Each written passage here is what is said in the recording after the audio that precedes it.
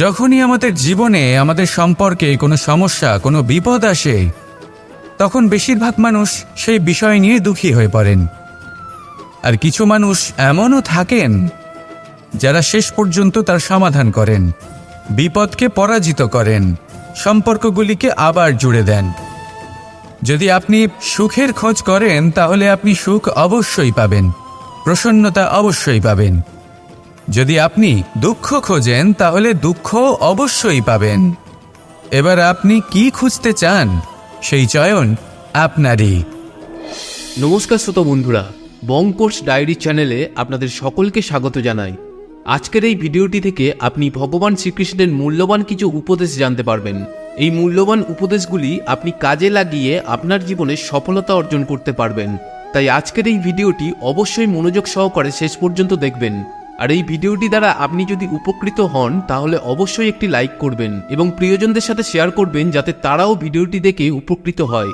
এবং আপনারা যারা এই চ্যানেলে নতুন তারা অবশ্যই চ্যানেলটি সাবস্ক্রাইব করবেন এবং বেল বাটনে প্রেস করবেন এরকম আরও অনেক ভিডিওর নোটিফিকেশান পেতে। আর কমেন্টে লিখতে ভুলবেন না জয় শ্রীকৃষ্ণ।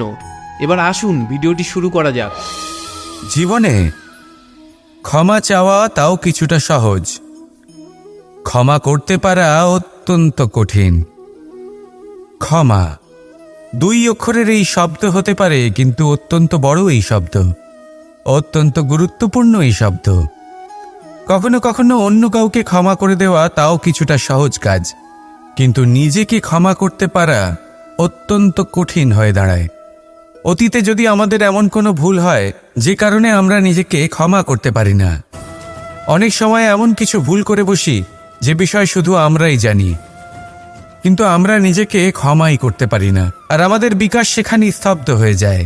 কারণ যদি আপনি ক্ষমা করতে না শেখেন, নিজেকে ক্ষমা যদি না করতে পারেন, তাহলে তা আপনার জীবনের সবথেকে বড় বাধা হয়ে দাঁড়াবে। সেই জন্য জীবনে অবশ্যই শিখুন যে কিভাবে নিজেকে ক্ষমা করতে হয়, আর শিখুন যে আগের করা ভুল আবার কি করে না করা যেতে পারে। এই মন হালকা হবে আর প্রসন্ন হয়ে বলবে, রাধা রাধা। আজ আমি আপনাকে একটা ছোট্ট কাহিনী শোনাব। একবার আমি, রাধা আর দাদা, আমরা 3 জনে মিলে লুকিয়ে একটা উপবনে গেলাম আম পেড়ে খেতে। অনেক পরিশ্রম করে আমরা ওখানে পৌঁছলাম আর আমরা আশ্চর্যচকিত হয়ে গেলাম এটা দেখে যে এবার তো আম পাকেইনি। এবার দাদা কি করলেন, একটা আম পাড়লেন আর সেটা চাখলেন, আর উনি নিরাশ হয়ে পড়লেন। উনি বললেন যে এটা তো খুবই টক। তারপর রাধা একটা আম পাড়ল আর সেটা চেখে দেখল, আর রাধা উৎসাহিত হয়ে পড়ল। আমি রাধাকে জিজ্ঞেস করলাম, কি হয়েছে, তুমি এত উৎসাহিত কেন? তখন রাধা বলল যে এবার এত বেশি টক আম হয়েছে যে এগুলো দিয়ে আমরা আচার বানাবো। তাহলে দাদা ওখান থেকে বেরিয়ে গেলেন নিরাশ হয়ে এবং খালি হাতে। রাধাও ওখান থেকে বেরিয়ে গেল কিন্তু উৎসাহিত হয়ে, আর অনেকগুলো কাঁচা আম সাথে নিয়ে। এর থেকে আমরা কি শিক্ষা পেতে পারি? যে প্রত্যেকটা স্থানে এমন কিছু রয়েছে যেখান থেকে আমরা কিছু একটা শিক্ষা লাভ করতে পারি, যা আমাদেরকে বিকাশের পথে নিয়ে যেতে পারে। এই শিক্ষা প্রত্যেক স্থানে আছে। সবকিছু আমাদের দৃষ্টিভঙ্গির উপর নির্ভর করছে। যখনই আমাদের জীবনে আমাদের সম্পর্কে কোনো সমস্যা, কোনো বিপদ আসে, তখন বেশিরভাগ মানুষ সেই বিষয় নিয়ে দুঃখী হয়ে পড়েন। আর কিছু মানুষ এমনও থাকেন যারা শেষ পর্যন্ত তার সমাধান করেন, বিপদকে পরাজিত করেন, সম্পর্কগুলিকে আবার জুড়ে দেন।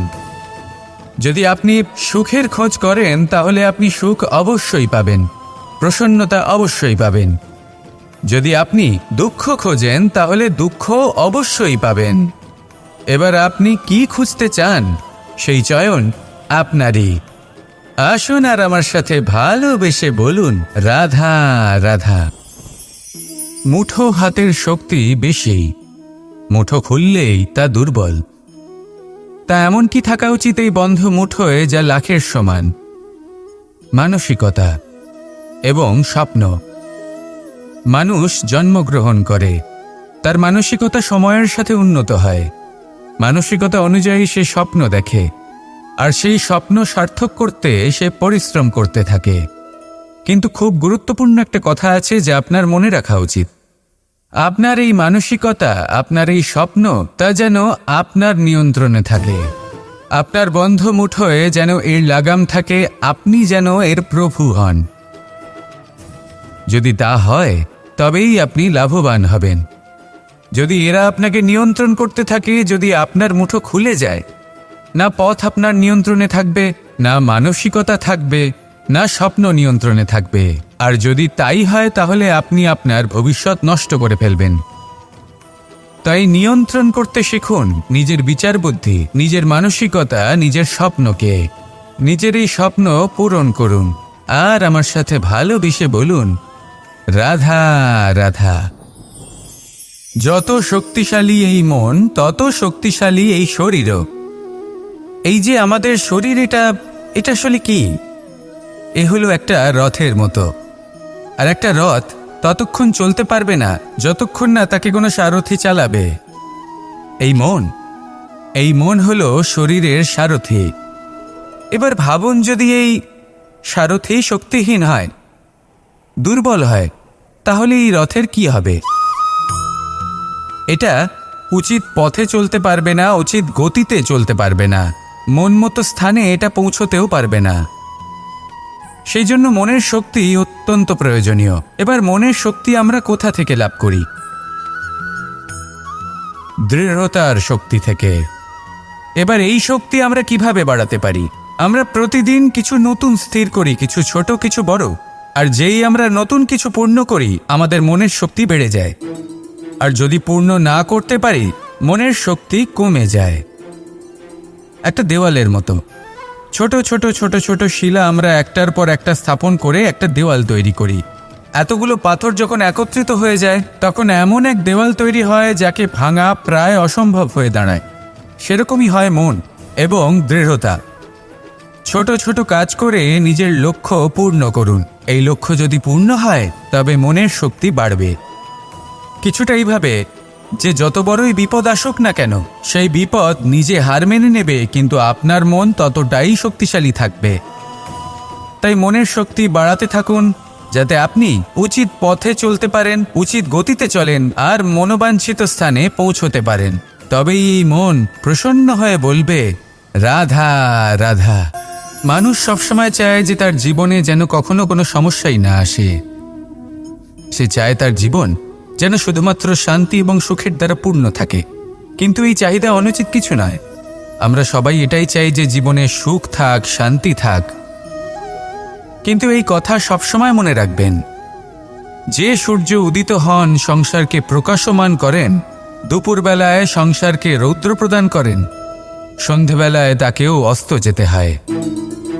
এবার আমাদের জীবন চক্র কিছুটা এরকমই। কোনো কিছুই চিরকাল একরকম থাকে না। কখনো এই নদীকে দেখুন, যা বয়ে চলেছে। এই নদী যা বয়ে চলেছে, তার পথেও অনেক বিপদ আসে। বড় বড় পাথরের সম্মুখীন হয়ে তাকেও সামনে এগিয়ে যেতে হয়। একটি পুকুর যা চারদিক থেকে ঘেরা, তার জীবনে কিন্তু কোনো সমস্যা নেই। কিন্তু এই সংসারে পুকুরের পুজো করা হয় না, পুজো করা হয় নদীকে। মনে রাখবেন, সমস্যার ঊর্ধ্বে তিনি উঠতে পারেন যিনি সমাধি লাভ করেছেন, যিনি এই সংসারেই নেই। যিনি এই সংসারে আছেন এবং জীবিত আছেন, তার জীবনের সমস্যা হলো শ্বাসবায়ুর মতোই গুরুত্বপূর্ণ। আসুন আমার সাথে ভালোবেসে বলুন, রাধা রাধা। ধন, সম্পদ, ঐশ্বর্য, মানুষ হয় নিজের সৌভাগ্যের দ্বারা এগুলো লাভ করে থাকেন বা কর্মের দ্বারা। সৌভাগ্য আসলে কি? গ্রহের দশা যা প্রত্যেক মুহূর্তে বদলাতে থাকে। কর্মের মাধ্যমে যখন আপনি ধন অর্জন করেন, তখন সেই ধন আপনার আগামী প্রজন্ম লাভ করে। সেটা হয় সে ভোগ করে বা তার জন্য তার ভোগান্তি হয়। আর এটা নির্ভর করছে আপনার কর্মের ওপরে। কি কর্ম করেছেন আপনি সেই ধনকে লাভ করার জন্য? যদি আপনি সৎপথে চলেন, নিষ্ঠা ভরে আপনি কর্ম করে থাকেন এবং তার ফলে আপনি ধন অর্জন করে থাকেন, তাহলে আপনার আগামী প্রজন্ম সেটা ভোগ করবে সেটা প্রয়োগ করবে নিজের বিকাশের জন্য। কিন্তু যদি আপনি কুকর্ম করে থাকেন, কোনো রকম ছলনা করে থাকেন এই ধন লাভ করার জন্য, তাহলে 100% আপনার আগামী প্রজন্মকে এর জন্য ভুগতেই হবে। তাহলে আপনি কি চাইবেন, যে আপনার আগামী প্রজন্ম সুখ ভোগ করবে, নাকি আপনার কুকর্মের পরিণাম ভোগ করবে? নির্বাচন আপনারই। আসুন আমার সাথে ভালোবেসে বলুন, রাধা রাধা। এই সংসারে যখনই কোনো সমস্যা আসে, তখন আমরা আমাদের সব থেকে বড় সম্বলের কাছে আশ্রয় খুঁজি, তা হলো আমাদের বিশ্বাস। এবার প্রশ্ন হলো এটাই যে এই বিশ্বাস কার উপর করা যেতে পারে? পরিবারের ওপর, বন্ধুর ওপর, নাকি তাদের ওপর বিশ্বাস করা উচিত যাদেরকে আমরা কখনো সঙ্গ দিয়েছি? দেখুন, এই সংসারে বিপদের সম্মুখীন হলে কে আপনাকে সাহায্য করবে সেটা নির্বাচন করা আপনার হাতে নেই। সেটা সেই সকল ব্যক্তির উপর নির্ভরশীল যে তারা আপনাকে সাহায্য করবে নাকি করবে না। অর্থাৎ যখনই কোনো বিপদ আসে, সর্বপ্রথম তার সম্মুখীন আমাদের নিজেকেই হতে হয়, আর তার জন্য প্রস্তুত থাকা প্রয়োজনীয়। সেই শক্তি, সেই সাহস অর্জন করা প্রয়োজনীয়। দেখুন, যখনই অন্ধকার আসে তখন সবার আগে কে আপনাকে ত্যাগ করে চলে যায়? আপনার নিজেরই ছায়া। এই অন্ধকারের সম্মুখীন হতে হয় অন্তরের প্রদীপের দ্বারা, অন্তরের আত্মা দ্বারা। তবেই আপনি অন্ধকারের ওপর জয়লাভ করতে পারবেন। সেই জন্য যে বিপদই আসুক না কেন, নিজেকে তার জন্য প্রস্তুত রাখা উচিত। সেই সাহস নিয়ে আসুন। এমন কোনো বিপদ নেই যা আপনাকে ভেঙে দিতে পারে। আসুন আমার সাথে ভালোবেসে বলুন, রাধা রাধা। লোভ আপনার অন্তরের আরও একটা শত্রু। দেখতে গেলে এটা একটা শব্দ, একটা সংস্কৃত শব্দ। লব ধাতু থেকে উৎপন্ন হয়েছে। এর অর্থ কিছু লাভ করা। কিছু লাভ করা অনুচিত নয়, আরও কিছু লাভ করাও অনুচিত নয়, কিন্তু সব থেকে বেশি আমিই লাভ করব, আমি আরও চাই, আরও বেশি চাই, আরও বেশি পেতে চাই, এটাই হলো লোভ। আর এই লোভ যখন গ্রাস করে তখন আপনি যা পেতে চান, সে ধনই হোক বা মানই হোক, তা অর্জন করার জন্য মানুষ যে কোনো স্তরে পৌঁছে যেতে পারে। যদি মানুষ ধন অর্জন করতে চান তাহলে তার জন্য তারা অধর্মের পথেও চলতে পারেন। যদি সম্মান অর্জন করতে চান তাহলে অন্য মানুষকে ছোটও করতে পারেন। শেষ পর্যন্ত আপনার এটা মনে হতে পারে যে যদি একটু অল্পই প্রাপ্ত করতাম, কিন্তু ভালোবেসে প্রাপ্ত করতাম, এই জীবন আরও অনেক বেশি সুখী হতো। লোভ আপনার জীবনে, আপনার মনে কখন যে প্রবেশ করবে সেটা আপনি জানতেও পারবেন না। তাই এটা চিনতে শিখুন আর তৎক্ষণাৎ জীবন থেকে বাইরে ফেলে দিন। যা কিছু লাভ করতে চান তা ভালোবেসে লাভ করুন, আর সেই ভালোবাসার সাথেই বলুন, রাধা রাধা রাধা রাধা। আপনারা হয়তো ভাবছেন কি আশ্চর্য ব্যাপার, প্রত্যেকবার আমি কথা শেষ হওয়ার পরে রাধা রাধা বলি। এইবার আমি আগেই বলে দিলাম। কারণটা কি? কারণ হলো অত্যন্ত বিশেষ। প্রত্যেকবার কথা সমাপ্ত হবার পরে আপনাদের সবার মধ্যে ভালোবাসা বিতরণ করতে চাই, তাই রাধা রাধা বলি। কিন্তু এইবার এই নতুন এবং বিশেষ সূত্রপাতে প্রথমে প্রেম বিতরণ করা অত্যন্ত আবশ্যক। এবার একটা বিষয় আছে যা জানেন হয়তো সকলেই, কিন্তু বুঝতে খুব কম জন পারেন। এই প্রেম, এই আনন্দ, এই সকল কিছুর সূত্রপাত হয় নিঃস্বার্থ আবেগের দ্বারা। ঠিক যেমন একজন মাতাকেই দেখে নিন। যখনই একজন মাতা সন্তানকে জন্ম দেন তখন এই সংসার ভুলে যায় যে তার জন্য এটা একটা নতুন জন্ম। কারণ একজন নারী তখন একজন মাতৃরূপে নতুনভাবে জন্ম নেন। একজন নারী স্ত্রী ও গৃহবধূ রূপে কিছু অধিকার লাভ করে থাকেন, কিন্তু তিনি যখন মা হয়ে যান তখন তিনি শুধুই দান করতে শেখেন। নিজের সন্তানের জন্য কত কিছুই না করেন, তাকে বাৎসল্যের সাগরে ভাসিয়ে নিয়ে যায়। এই সংসারে রাজকুমার জন্ম নিতেই পারেন, তাকে রাম এবং লক্ষ্মণ কিন্তু মায়েরাই বানিয়ে তোলেন। একজন গোয়ালা জন্ম নেয়, তাকে দ্বারকাধীশ একজন মাই বানিয়ে তোলে। পিতা হলেন সেই পর্বত যার একটা অংশ হলো তার সন্তান, কিন্তু মা হলেন সেই শিল্পী যিনি একটা পাথরকে খোদাই করে এমন এক মূর্তি গড়ে তোলেন যাকে সকলে পূজনীয় মনে করেন। তাহলে স্মরণ করুন সেই সকল মুহূর্ত যেগুলি আপনি নিজের মাতার সাথে অতিবাহিত করেছেন। অনুভব করতে পারবেন যে কিভাবে এক মুহূর্তেই এই মন প্রফুল্ল হয়ে ওঠে। এবারের কারণ কি? এর কারণ হলো এই জীবনের আসল দ্বারই হলো মমতা।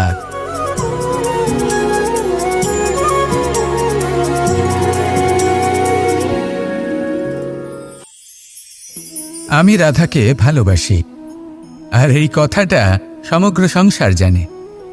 আর সময় অন্তরে লীলার দ্বারা, বিভিন্ন ঘটনা দ্বারা, কর্মের দ্বারা আমি নিজের এই ভালোবাসা রাধার সামনে প্রকাশ করি।